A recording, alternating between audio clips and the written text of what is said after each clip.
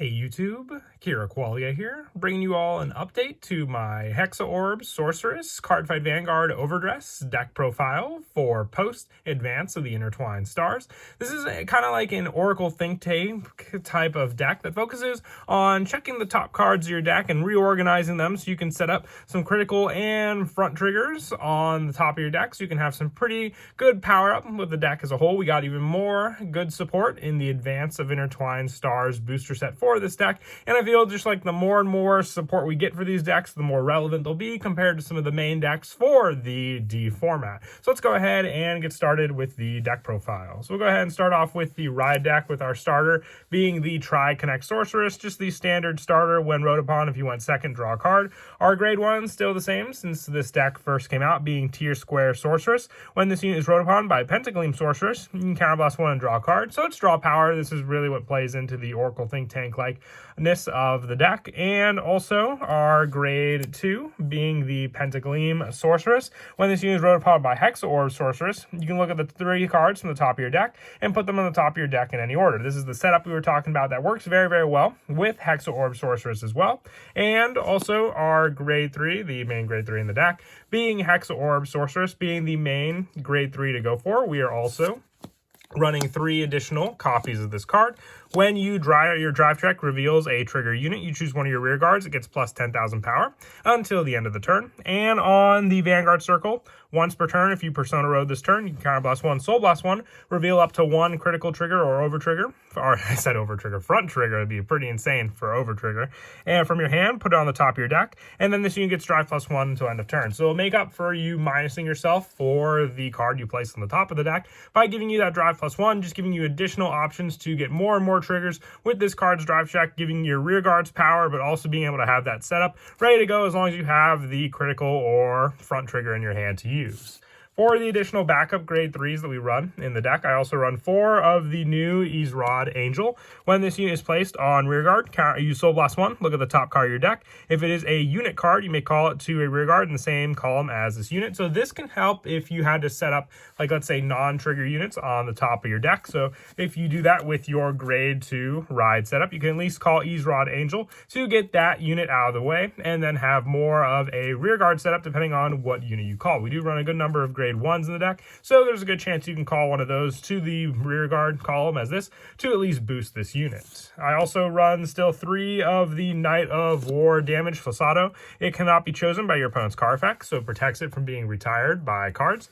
And when this unit attack hits, you can countercharge 1 and soul charge 1, setting up more resources for you to use for some of your other cards in the deck, like Ezrod Angel, but also being able to save you those counterblasts for cards like Hexaorb Sorceress. But Hexaorb Sorceress also requires a Soul Blast, so it just works overall very, very well for all of those resources for you to get back. That is it for the grade 3s. Moving on now to the grade 2s. One of the best grade 2s in the deck now is the new Magic of Objective, Kakaran. When this unit is placed on rear guard, if your Vanguard is Hexaorb Sorceress or Pentagleam Sorceress, you can Soul Blast 1, look at 2 cards on the top of your deck, put them on the top of your deck in any order. And on rear guard or guard circle, if your Vanguard is Hexaorb Sorceress, this unit gets plus 2,000 power and 5,000 shield. So with it, you have a better defensive card on the rear guard to use against your opponent, but the setup, meaning you can also use it when you have Pentagleam Sorceress, means early game setup for the top of your deck, just for the cost of a Soul Blast. So very, very useful for that, for you to rely on being able to set up the top of the deck even more just by placing this card onto rear guard. It's a definite form of, in the deck, being more of a powerhouse card as well, but also the defensive one we spoke of. And the other grade 2 that we run in the deck, we are running 4 Exquisite Knight Olwen. This is one of the cards from set 2 for the deck. With it, when this unit is placed on rear guard, if your Vanguard is Hexaorb Sorceress, you Soul Blast 1, look at 2 cards from the top of your deck, choose up to 2 from among them, put them on the top of your deck in any order, and put the rest on the bottom of your deck in any order. And on rear guard, when your drive check reveals a trigger unit, you can counterblast 1, and it gets plus 10,000. So along with your Hexaorb Sorceress being able to give this unit plus 10,000 power, it can give itself 10,000 power. If you Persona Road, that's 40,000 power total, not including the boost. It's insane just how strong this unit can get. It's why we're running 4 of it, so we at least have that set up to use and rely on against your opponent. And then also, if your opponent guards the Vanguard, you have that additional critical to give to it also. Moving on now to the grade 1s, we're running 4 of the new Magic of Revelation Totris.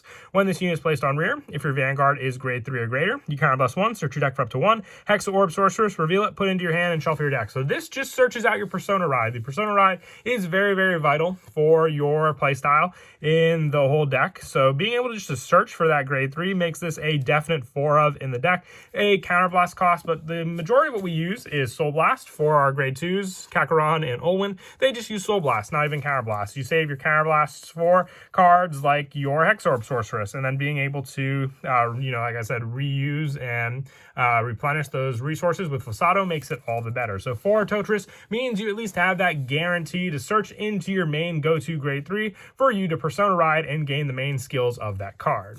Our other grade 1 that we run 4 of is 4 of the Diaglass Sorceress. When this unit is placed on rearguard from hand, if your Vanguard is Hexaorb Sorceress or Pentagleam Sorceress, counterblast 1, and discard a card from your hand, look at 2 cards from the top of your deck, choose up to 2 units from among them, call them to rear, and put the rest on the top of your deck in any order. So being able to at least call out non-trigger units, setting up the trigger units on the top of your deck, very, very useful, just like some of our other setup cards in the deck. I'd say it's definitely a 4 of, since it just is a counterblast and a discard. You'll make up for that discard with the resources you call out, and also just being able to then set up the top of the deck. With the last of the grade 1s that we run in the deck just being 4 of the Aegismare Dragon, just like all the other newer Sentinels in D format. If you guard with the grade 1 and it's the only other card in your hand, you then have the option, if your opponent gets an over trigger and they try and give all that power to another rear guard, to then at least guard with the final card, not having to have used the discard cost for that perfect card, saving it so you can block both of the attacks against your opponent. And that is it for the grade 1s. Moving on now to the grade 0s. We're running 7 critical in the deck for the new Blade Feather Dragon. At the end of the battle boosted, you put into your soul, choose one of your units, it gets plus 2,000 power until end of turn. Very, very helpful with this deck since we do Soul Blast a lot. And 3 of the White Fang Witch Disma. I just feel it's the most fitting card for the trigger unit in this deck, being a witch unit like many of the Oracle Think Tank cards. And we are also running 4 of the Bard of Heavenly Song Alpac, being a front trigger. It is very useful with Hexaorb Sorcerers being part of the entire playstyle of the deck. You definitely want to run just criticals and front triggers in this deck since they're the main go-to part of the entire setup.